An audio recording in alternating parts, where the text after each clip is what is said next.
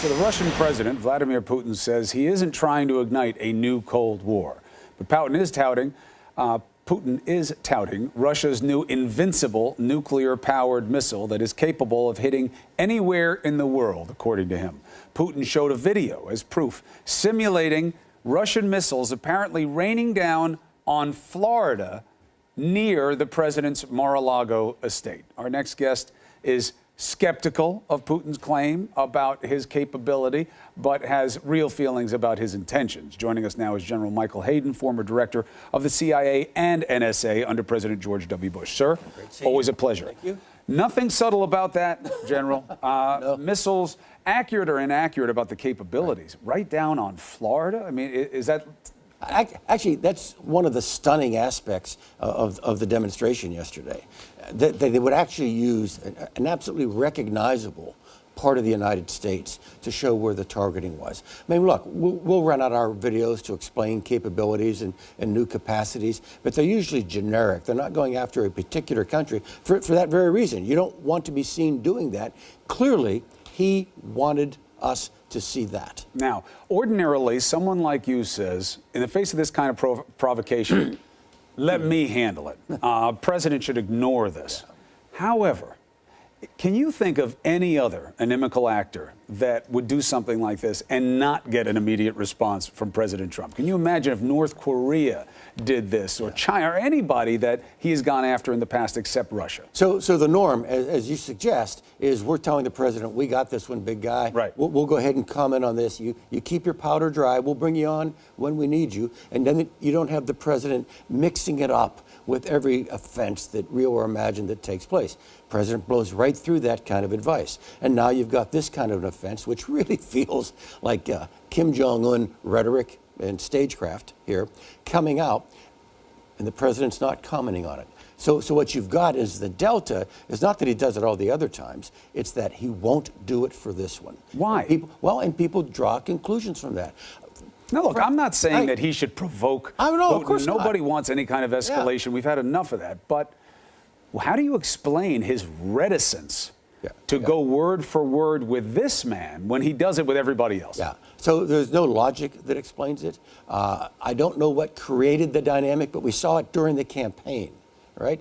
And now it may be just at a point, Chris, where it's a thing for him now, that in order for him to say something about Putin now would be implicit admission that he should have been saying other things, and he just won't do it. It's not useful. That's the best example. Yeah. That would be the best rationale. Right. If I do it now, I'll be giving in to my critics, so I won't. That is the best possible area. All the other ones are much more troubling. Well, I'll give you a modestly darker one, all right? He actually admires the way Putin does business. He actually, in his heart of hearts, he may look at what happened yesterday in the Russian Federation and have a certain sense, why can't I give speeches like that? Why can't I do those kinds of things? I think there is a bit of autocrat envy in terms of the president's attitude towards the president of the Russian Federation. And Putin envy. No, the way he is able to govern, the things Putin is able to say, the way things seem responsive to Putin without the institutions of government pushing back on him, yeah, I think he'd like that. Oof. And look, and to your point about the distinction between how he's dealing with this and otherwise, more talk again about potential preemptive military action on North Korea by the United States.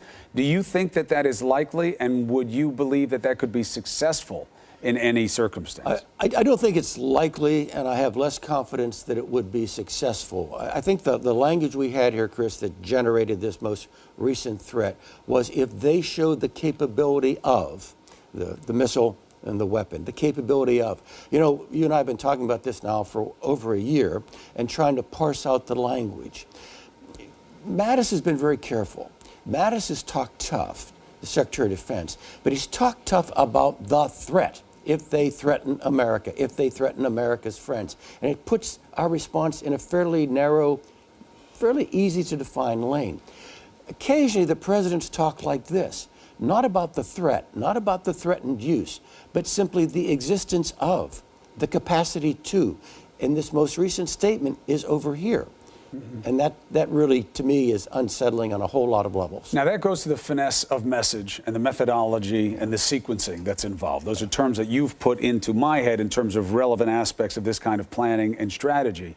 That takes us to H.R. McMaster. Yeah. We've heard many times, as of you, he may be on his way out. He's frustrated with the process. Trump doesn't listen to him. Trump goes against his advice. The president said yesterday that's not true. He's doing a great job. How important is McMaster to national security? Well, the position is traditionally very important to national security. And unless you hire a Brzezinski, a Kissinger, or a Scowcroft, and we've had occasions to have those kinds of folks, what you normally get in the job is someone who controls the process of issues and information reaching the president, so that there's a methodology, that there's a sequence, that there's an order. All right? So that's HR's task. Can you imagine that? Nope. Discipline, order, sequence for this president. And so my picture, Chris, is we're going to have these sine waves of periodic friction simply because of the nature of the job and the nature of the president. And even if you pulled HR out and put someone else in, if he's going to do the job, you're still going to have these sine waves of friction because they're imposing things on the president who frankly wants to act spontaneously and immediately. Putin pretends to drop missiles on Florida. Silence. Alec Baldwin, the actor, says something the president doesn't like. He tweets about it first thing in the morning. It would be crazy, but for us, it's just Friday. It's Friday. General, thank you very much. Appreciate the perspective.